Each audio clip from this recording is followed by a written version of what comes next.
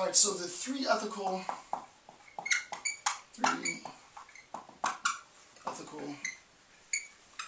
models of social research.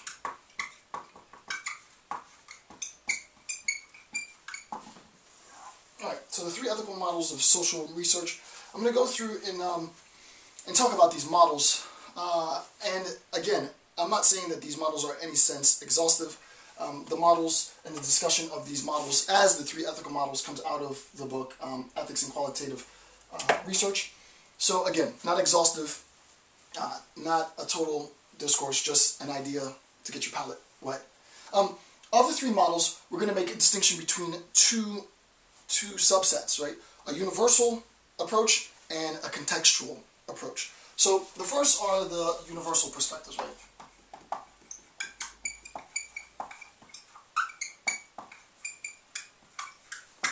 Alright, and the first of the universal perspectives is a duty ethics of principle, right? A duty ethics of principle.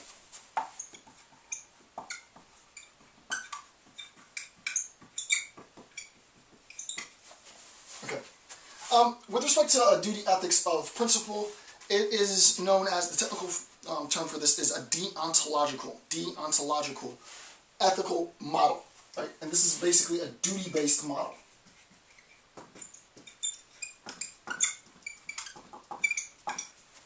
So a duty ethics of principle is a duty-based ethics. It's technically known as a deontological model. And here's what the authors say about this. Quote, research is driven by universal principles such as honesty, justice, and respect. The research is driven by universal principles such as honesty, justice, and respect. Actions are governed by principles that should not be broken. That's the important point, right? Actions are governed by principles that should not be broken. Before we move on, I tend to think in pictures. Anytime you hear of the claim, principles that should not be broken, I drew an image in the last segment, in the last maybe hour or so, describing this, right? If we have a principle, right, and the principle makes a claim, a demand, a prescription,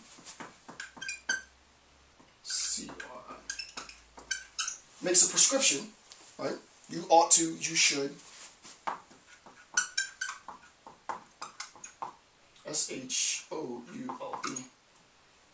And so on, right? The principle makes a prescription of ought, should, so on.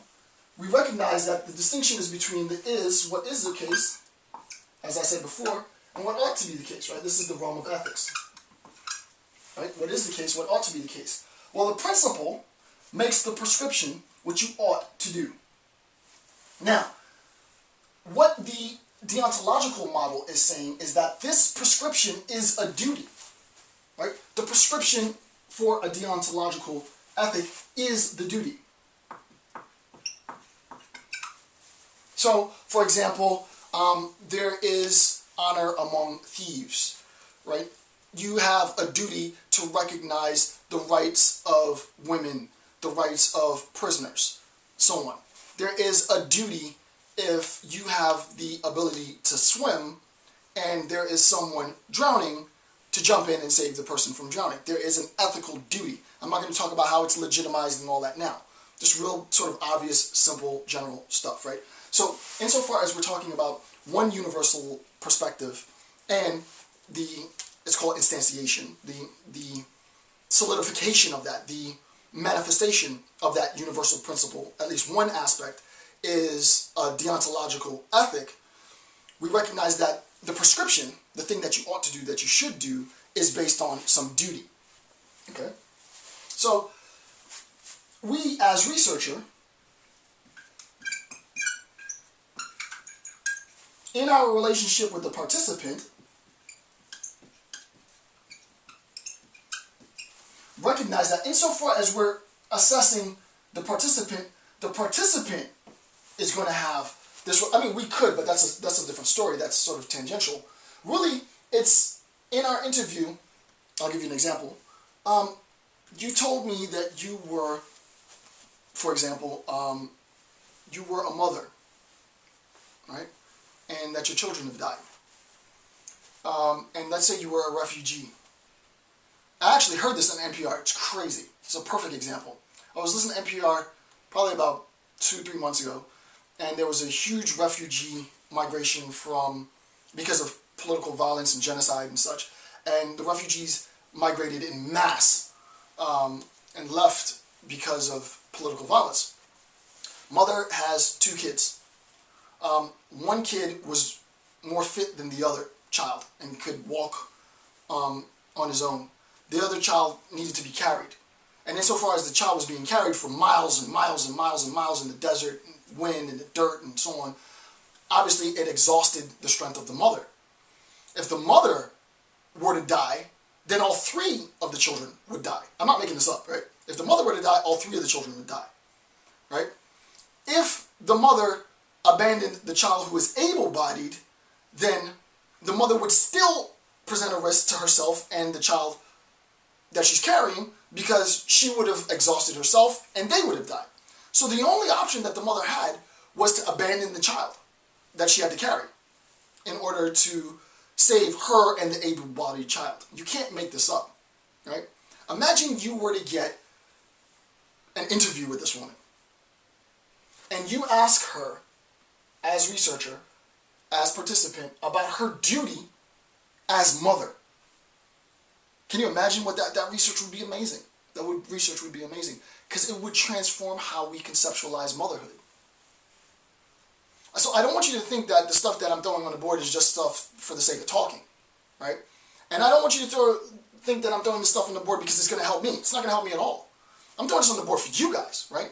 Think about the research that would happen if you were to frame your research question in terms of what is the conception of motherhood? Should we reinvestigate our conception of motherhood with respect to this particular story, right? Didn't you have an obligation? Didn't you have a duty to protect that child? Yes, I did. But, and then she tells the story of why she justified leaving the child, which is what she did, leaving the child on the side of the road, and then obviously the child dehydrated and died in order to protect her life and the life of the able-bodied child. I mean, that's insane, right? So that the question is not even that that's insane. To explain why it's insane, and I'm being a little colloquial here, the reason why it's so profound is because you recognize, right? You sympathize with her plight, despite the fact that you can't truly empathize, you can't truly understand what she had to go through, because you recognize that there is an aspect of motherhood that I, as a mom, could never contemplate, because it's something that completely negates what I think the definition of mother is. But insofar as she did it, it really transcends the description itself. It makes the idea of motherhood that much more pronounced, right? Another example, and then I'll move on because I think I've made the point. And as I always do, because I love the example, it's probably my all-time favorite example. I've spread it through the example through countless of my video series. Is Toni Morrison's Beloved, right? What Setha does to Beloved, right? It's like it transforms the way in which we conceptualize motherhood, right? Motherhood isn't this commercial ad where mom's happy sweeping the floors and mopping and scrubbing and, hey, are you guys happy with the dinner I presented? And there's an aspect of motherhood that's that, but motherhood is so much deeper than that. My Qualitative Methods research interview with a participant who has, in some sense, transgressed these universal obligations, these universal duties that define who women are and must be with respect to their relationship to their children, is profound research because it is such a transgression, right? And you need to make sure that you understand and that you are ethically aware of and that you are ethically motivated by her narrative rather than some dogmatic appeal to what it is to be a mom. Well, don't you see how that was wrong? Or wasn't there any, don't you feel horrible for the decision? If I was on that committee, you couldn't ask that question as an interview question. Did you feel horrible for the decision? Are you serious? Of course I feel horrible for the decision. You think I'm an animal? Right? It's not about my feeling of the decision. It's about, it is sort of tangentially. I less like those questions personally. I think they're sort of baseless, personally. And I probably shouldn't have said that because I know I'm going to get a lot of, well, Dr. Campbell, don't you see that those are important questions? Yes, I understand. Me, it's like,